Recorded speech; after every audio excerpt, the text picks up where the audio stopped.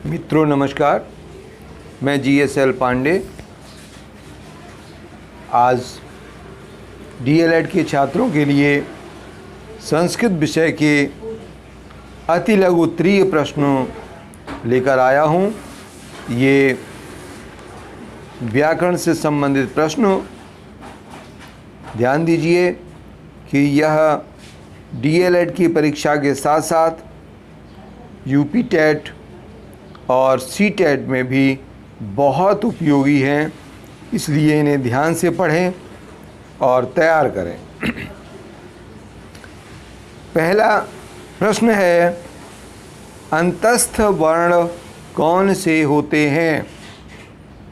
तो ध्यान दीजिए, अंतस्थ वर्ण या, रा, ला और वा, ये चार वर्ण अंतस्थ वर्ण माने गए हैं। दूसरा प्रश्न, दंतोष्ठ वर्ण कौन से हैं? ध्यान दीजिए, दंतोष्ठ जो दांत और ओठ दोनों की सहायता से बोले जाते हैं। इसके लिए संस्कृत में एक सूत्र है, वकारस्य दंतोष्ठम से व वर्ण अर्थात व व्यंजन केवल एक ही वर्ण है जो दंतोष्ठ है। प्रश्न 3 है, अल्प प्राण वर्णों की संख्या बताइए। तो ध्यान दीजिए, अल्प प्राण वर्ण कौन से होते हैं? इसके लिए एक सूत्र है, वर्णानाम प्रथमा तृतीय पंचमः यणश्च अल्प प्राणः, अर्थात वर्ग का पहला, तीसरा और पंचम वर्ण तथा यण वर्ण अर्थात यर अलावा कुल 19 वर्ण अल्प प्राण माने गए हैं। इनकी संख्या ध्यान रखें, 19 अल्प प्राण वर्ण हैं। अगला प्रश्न 4, संस्कृत में लकार कितने होते हैं? तो ध्यान दीजिए कि संस्कृत में लकारों की संख्या 10 मानी गई है। यह बात अलग है कि कक्षा 10 तक पाठ्यक्रम में 5 ही लकार पढ़ाए जाते हैं। यह पाठ्यक्रम तय करना सरकार का काम होता है, लेकिन लकारों की संख्या 10 याद रखें, जो बड़ी कक्षाओं में पूरे 10 पढ़ाए जाते हैं। अगला प्रश्न 5, संधि के कितने भेद होते हैं? तो ध्यान रखें, संधि के 3 भेद होते हैं, स्वर संधि, व्यंजन संधि और नंबर 3 विसर्ग संधि।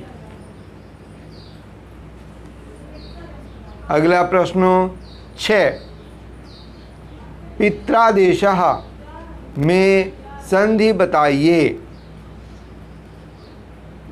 पित्रादेशः का संधि विच्छेद करें तो पित्र प्लस आदेश, यह यहाँ पर इको यणज सूत्र से यण स्वर संधि होती है। ध्यान रखें, यण स्वर संधि। अगला प्रश्न 7, खरी च सूत्र किस संधि में प्रयुक्त होता है? इसका उत्तर है, खरी च सूत्र चर्तु संधि का है। यह संधि व्यंजन का एक भाग है, अर्थात चर्तु संधि व्यंजन की संधि है। चर्तु संधि का सूत्र है खरी च। अगला प्रश्न 8, समास कितने होते हैं? ध्यान दें, ये संख्याओं से संबंधित प्रश्न कई बार विवादित रहते हैं। तो प्रायः समास की संख्या सभी लोग या अधिकतर लोग 6 मानते हैं, लेकिन ध्यान रखें कि संस्कृत में समासों की संख्या 4 मानी गई है। इस संख्या को ध्यान से समझ लें। नंबर 1 अव्ययी भाव समास, नंबर 2 द्वंद्व समास, नंबर 3 बहुब्रीहि समास और नंबर 4 तत्पुरुष समास। ये 4 समास माने गए हैं, ध्यान दे लें। पहला समास अव्ययी भाव समास, दूसरा द्वंद्व समास, तीसरा बहुब्रीहि समास और चौथा तत्पुरुष समास। अन्य जो 2 समास हैं कर्मधारय और द्विगु समास, ये दोनों समास तत्पुरुष के ही उपभेद माने गए हैं, इसलिए इन्हें अलग से संख्या नहीं दी गई है।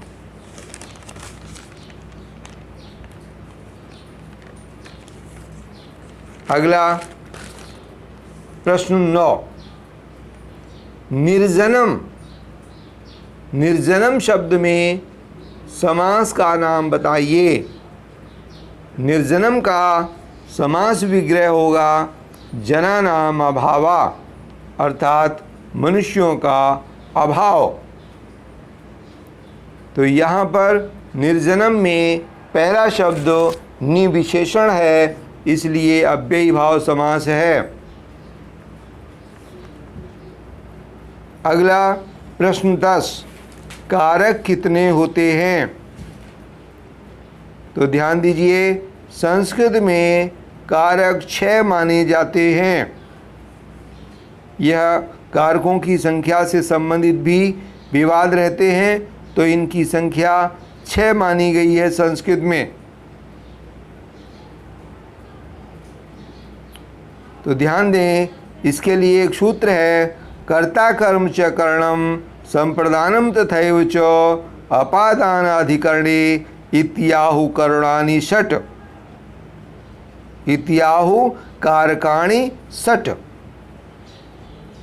फिर से देख लें, कर्ता कर्म च करणम संप्रदानम तथैव च अपादानाधिकरणे इत्याहु कारकाणि षट्, अर्थात कारक 6 माने गए हैं।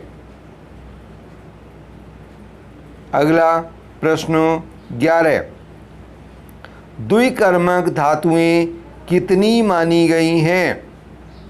तो ध्यान दीजिए, द्विकर्मक धातुएं 16 मानी गई हैं।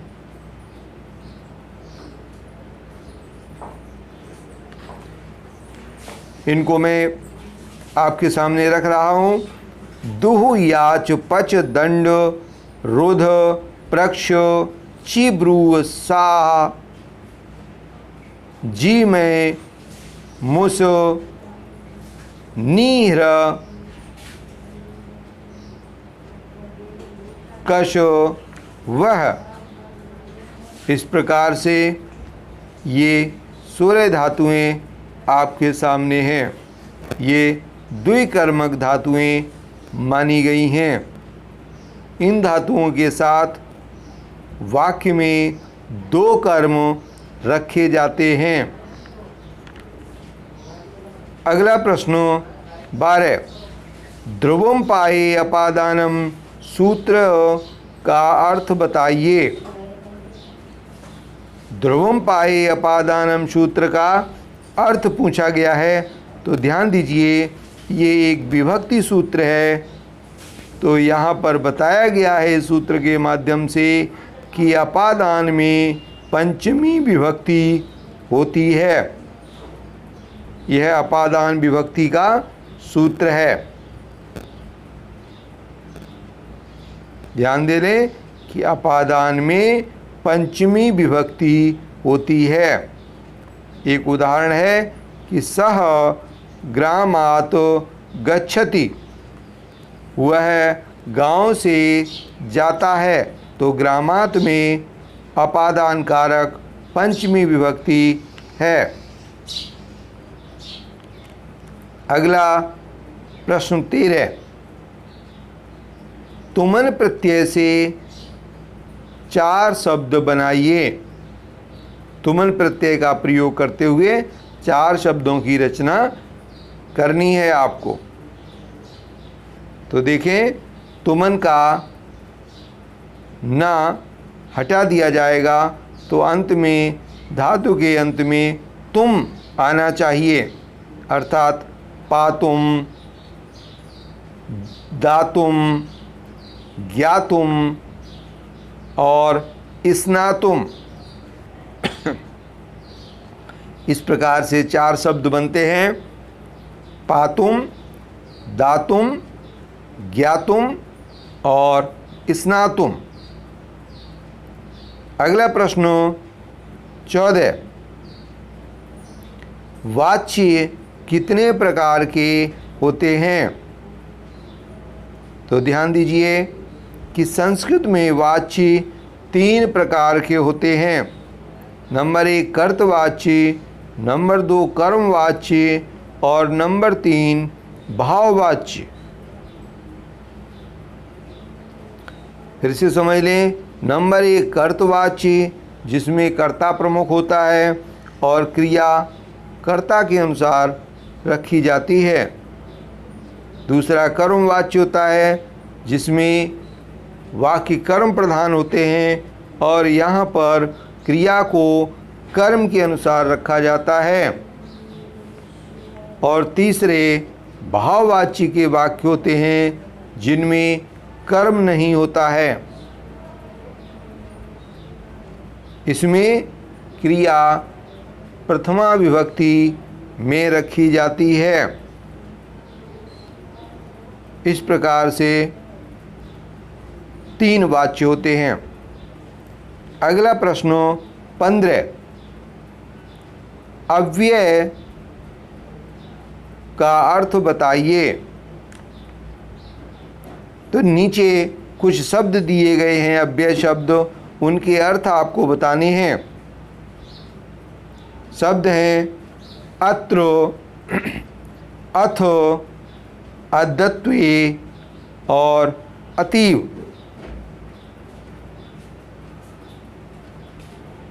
तो ध्यान दीजिए,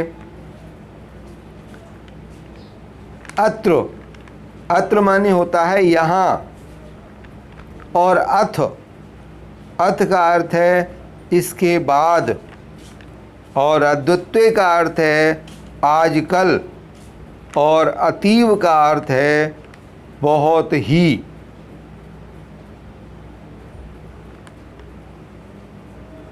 जैसे अतीव सरला, इसका अर्थ होगा बहुत ही सरल। इस प्रकार आज का वीडियो यहीं समाप्त होता है। आप खुश रहें, प्रसन्न रहें, तैयारी करते रहें परीक्षा के लिए। जय हिंद, जय भारत।